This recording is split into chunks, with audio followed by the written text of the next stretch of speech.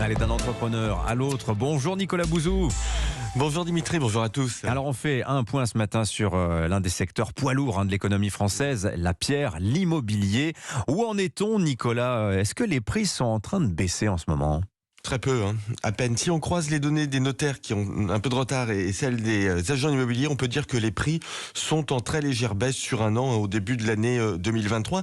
C'est une correction qui est très faible parce que ce qu'il faut bien avoir en tête, c'est que les prix avaient fortement augmenté ces dernières années. En fait, en France, ils avaient triplé les prix du logement en 25 ans.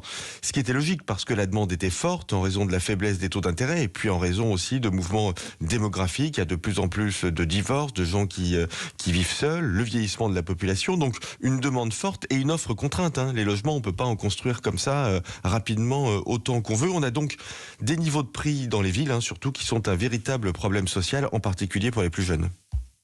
Voilà, et en ce moment, on a un peu le pire des deux mondes parce que les prix restent très élevés et les taux de crédit remontent en flèche.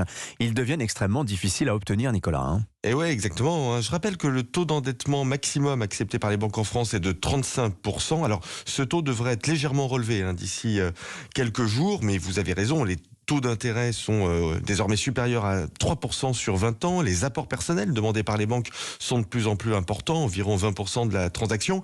Et en effet, d'après les chiffres tout récents de la Banque de France, la production de nouveaux crédits, elle est en chute de plus de 30% sur un an. Alors, ça pourrait avoir potentiellement un aspect positif, la baisse des prix. Mais comme je viens de vous le dire, en fait, cette baisse des prix, elle est très faible et elle n'est pas suffisante pour que les jeunes puissent devenir propriétaires. J'ajoute qu'il n'y a pas suffisamment de biens à louer et du coup, les loyers aussi restent très élevés alors que le pouvoir d'achat recule. Alors, autre chose que peu de gens savent d'ailleurs, Nicolas, on ne pourra bientôt plus mettre à la location les biens qui présentent un DPE, diagnostic de performance énergétique F ou G, les fameuses passoires énergétiques. Eh oui, et là je dis attention, danger, c'est la loi climat et résilience qui va faire sortir les passoires thermiques F, G et même E du parc locatif, donc ça va s'échelonner entre 2025 et 2034.